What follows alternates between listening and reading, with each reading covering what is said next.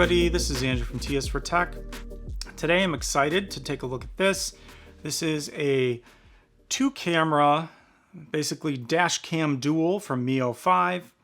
Looks to be really cool. So I've done a little research on this and I'm excited to kind of open the box, take a look at what you get, and then I'll have to go ahead and set this up in my car so I can do some test recordings and see how it works and all of that. But yeah, this is really cool. So basically it has built-in memory. It's 5G, Wi-Fi kind of enabled. So you can quickly transmit data off of this using their app. So there's an app that also go over. Built-in GPS, has an IPS panel on at least the front piece, the front camera. And then it has 4K and 2K resolution. Yeah, so we'll go ahead and open this up real quick.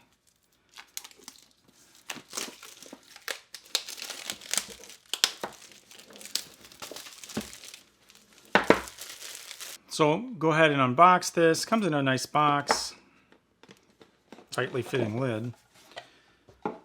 And here we go. So right in the front, we have this little kind of iPhone-esque, I think, right? You pull this off. There's like the materials in the front here, dash cam user manual, some 3M adhesive stickers. So this is to stick and mount the things to the window. There's also some guides for, where to mount it, that sort of thing. So that's pretty cool. And then right inside you have the device. So this is the front facing one, right? So as you can see, it's the front camera. It says Miofive 4K. That's also the back. I don't know if you can see it here, but that's the back where the LCD or the IPS panel is. This is all protected with some tape or whatever, or plastic protection.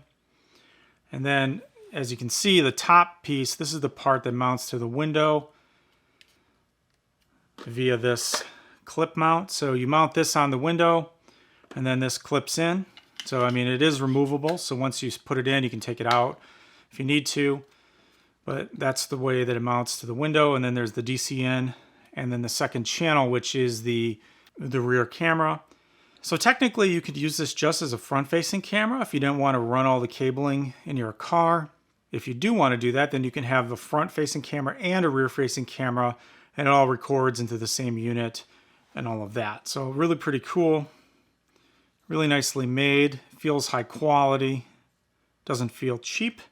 So this is the front unit. And then you can see the back unit is a little bit smaller. Also on an adjustable ring here, so you can obviously, depending on your window angle, set this up so you can have like a level video coming out the back. So that's pretty cool. Look in here, there's a little bit of a spudger tool here, probably to help remove it, get it off if you need to, off the window. And then you have a bunch of cables.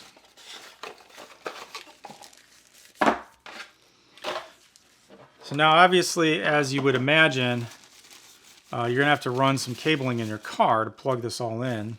So this one looks like this is a really long one, so it's probably going from the front unit to the back.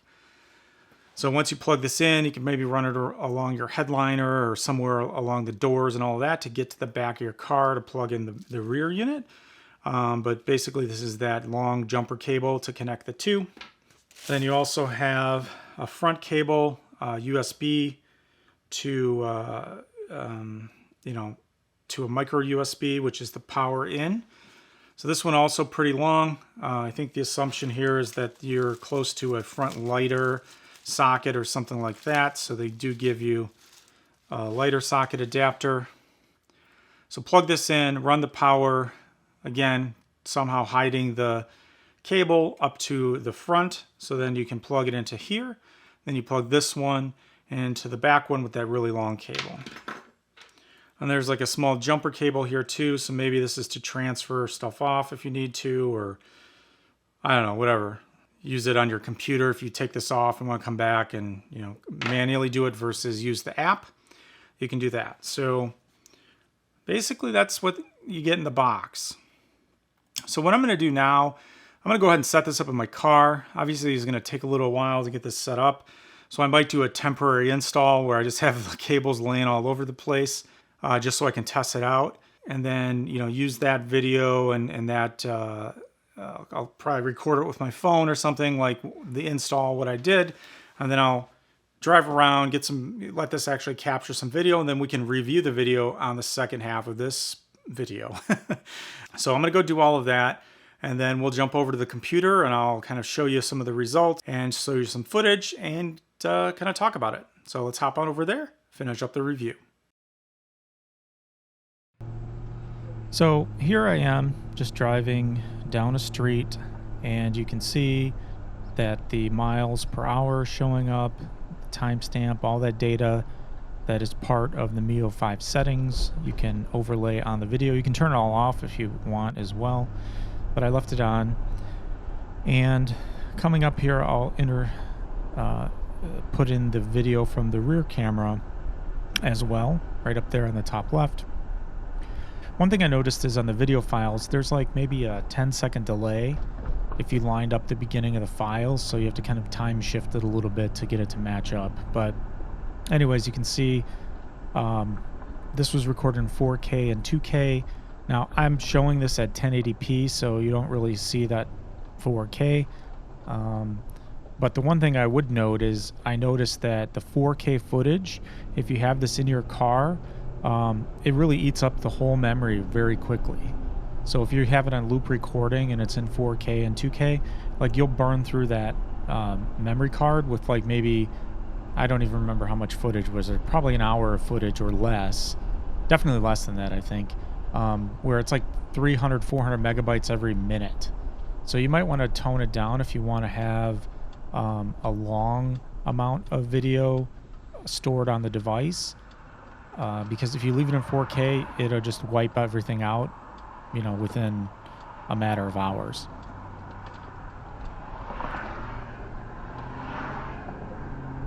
And the one thing I did, I forgot to record how I mounted this, although I did only mount it temporarily for this video footage, because this is not the car that I probably would use the Miofive in. I just didn't want to go through doing it in the other car. This was the easiest one to kind of temporarily set this up in. So I'll just stop now and kind of let the rest of this footage go. There's only a couple more minutes, and then I'll show you what the app looks like that can control the Miofive. But it was fairly simple to set up. There's a couple cables, obviously, power. There's some templates on showing you how to attach it to your window, the front window and the back window. So fairly easy to set up and get going in your car.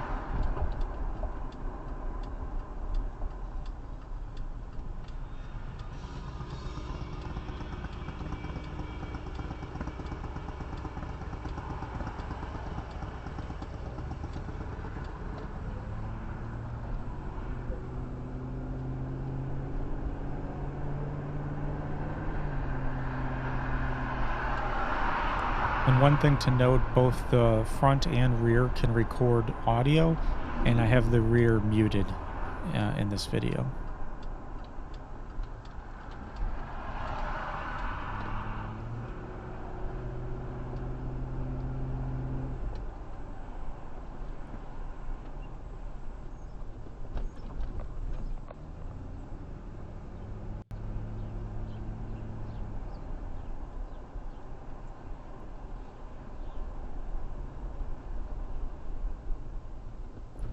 But overall, I think it gets pretty good footage, pretty stable footage for a dash cam, pretty high quality.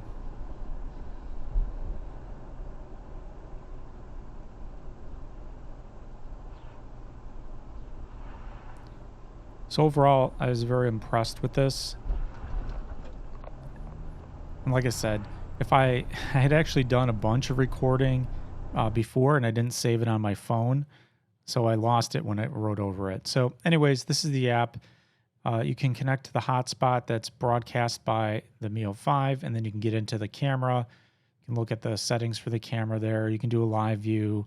You can look at the albums of the device, right? So this is when it's connected. It will show you all the footage that's on the device itself.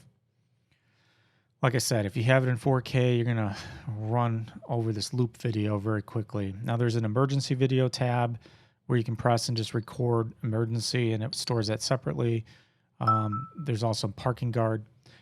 And then there's the rest of the settings here. You can change the resolutions. And then there's microphone settings and AI settings and LCD auto off settings, all kinds of stuff. So you get quite a bit of actual configuration of the device remotely through the app. So overall, I think this is a pretty good device. I was super happy with it. It's got a lot of features, built-in GPS, built-in memory. It has a G-Shock sensor, so if you do like suddenly get in an accident or hit the brakes or anything else like that, it does that emergency recording. Yeah, and it's got some other features in there. I turned off the sound because I didn't want to hear it, but like if you're stuck at a light and somebody ahead of you moves forward and you didn't start yet, it will tell you to move, like, hey, pay attention, somebody, you can move. So it does have some AI features.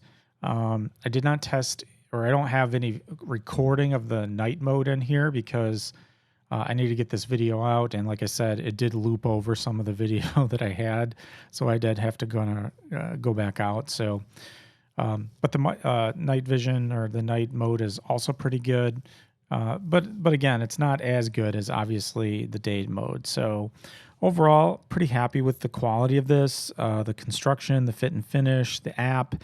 All in all, it's just a really good device. If you have any questions, go ahead and post those below. I'll be sure to answer. This is Andrew from TS for Tech. Thanks for watching, and I'll see you next time.